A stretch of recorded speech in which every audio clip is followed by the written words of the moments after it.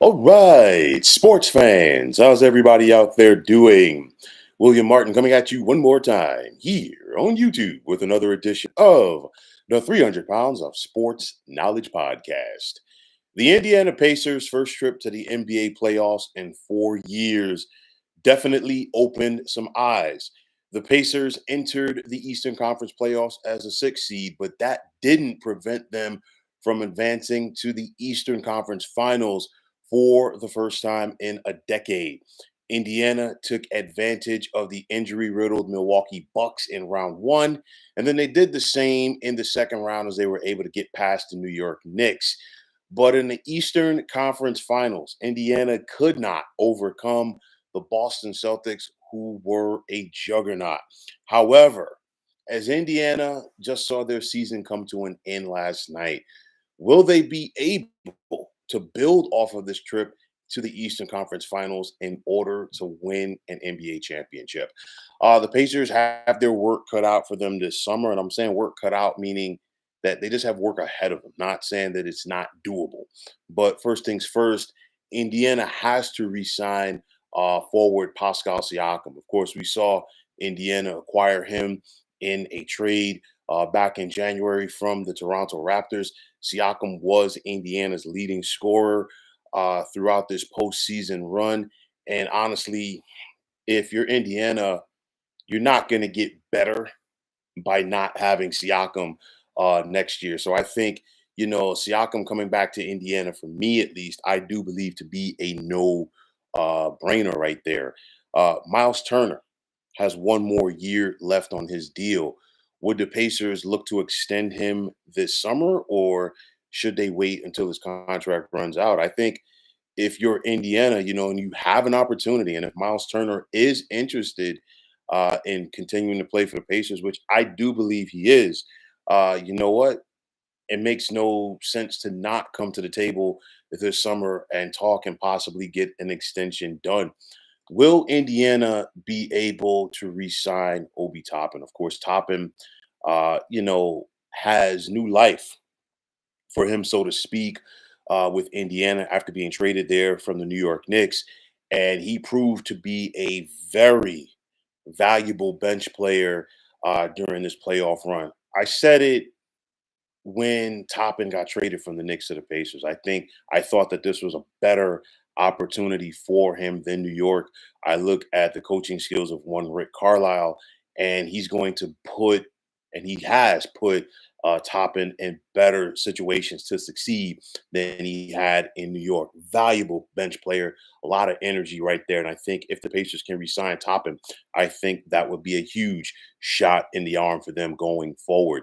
During this playoff run, we saw, the impact that of this Pacers bench. It wasn't just about Obi Toppin. You think about TJ McConnell, what he meant to this team, and of course, going back to the starting lineup with Andrew Nimhard. Nimhard really played good, played big, especially in the last couple of games for Indiana, albeit that they lost games 3 and 4 at home to the Boston Celtics, of course, without Tyrese Halliburton. But nonetheless, if you're Indiana, you definitely have to be happy with what you've seen from this team right here. So you look at it, and the Pacers, they have their work cut out for them over the offseason. I think first things first, like I talked about them being able to re-sign Pascal Siakam, they've also got to go out there and get better defensively. And I said, even during the season, even after the Siakam trade, at some point it would catch up to them. And they were able to get to the conference finals not playing the great defense. And Indiana was not a good defensive team all season long. That is something that is going to have to change going forward for this Pacers team. Yes, they are young and exciting. Yes, they can get up and down the floor, but you have to go out there and be able to consistently make those stops. Now, Indiana's going to look back, okay, at this series and see so many missed opportunities. They easily, okay, could have left Boston with a split very easily. All right.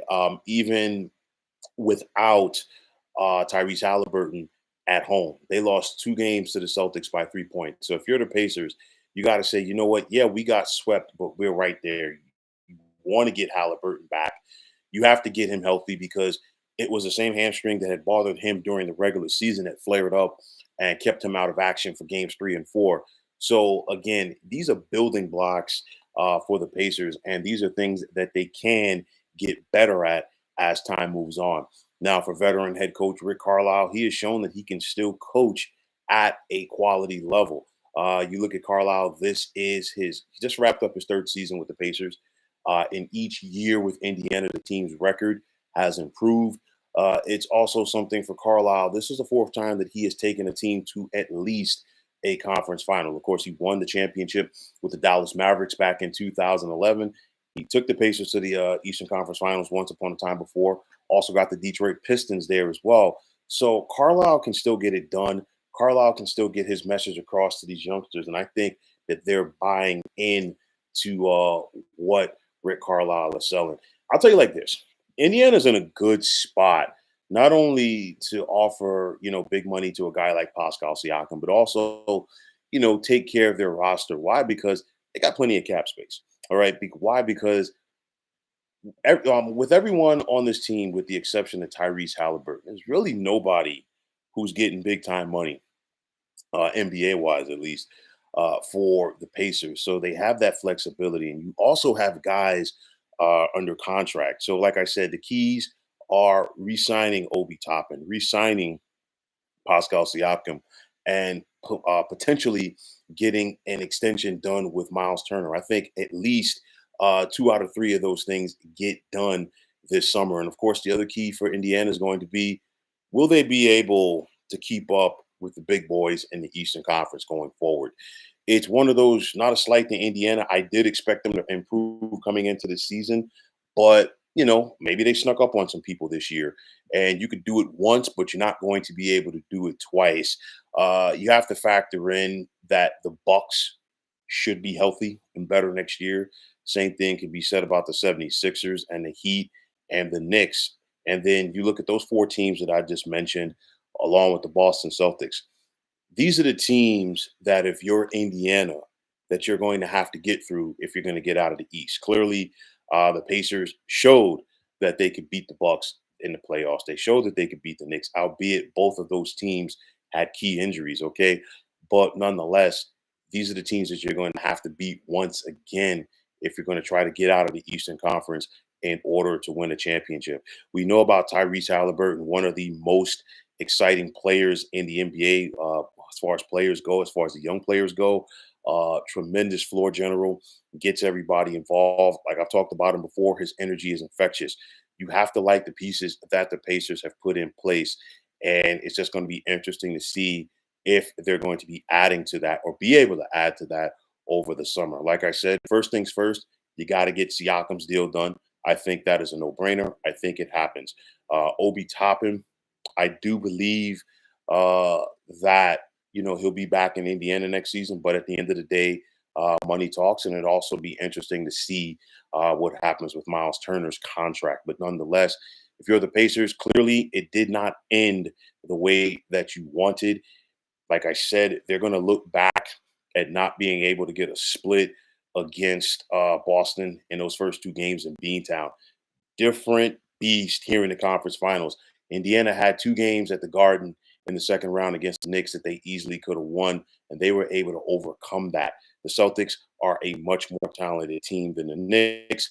It showed in these Eastern Conference Finals, and that is why they're on to the NBA Finals. But if you're the Pacers, this is a building block potentially. You have to learn from this, and let's see what the Pacers are able to do over the summer. But if you're still Indiana, nothing to hang your head about. Solid season, strong run into the playoffs, and let's see what they can do to build off of this run over the summer.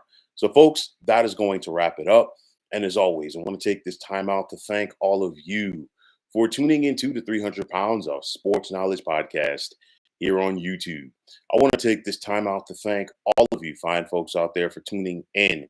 And if you haven't already, please feel free to subscribe to this channel. Now, if you're on the X, formerly known as Twitter, please feel free to follow me at 300 Pounds of Sports. And like I always say, if you follow me, it will be my pleasure to follow you right back. There's also the sports discussion group on Facebook at the Sports Depot 365. Now you can check it out. Drop a line and be a part of one of the better sports debating sites going on social media. So once again, fine folks, my name is William Martin, and I am signing off. And I'm saying take care and have yourselves a wonderful day.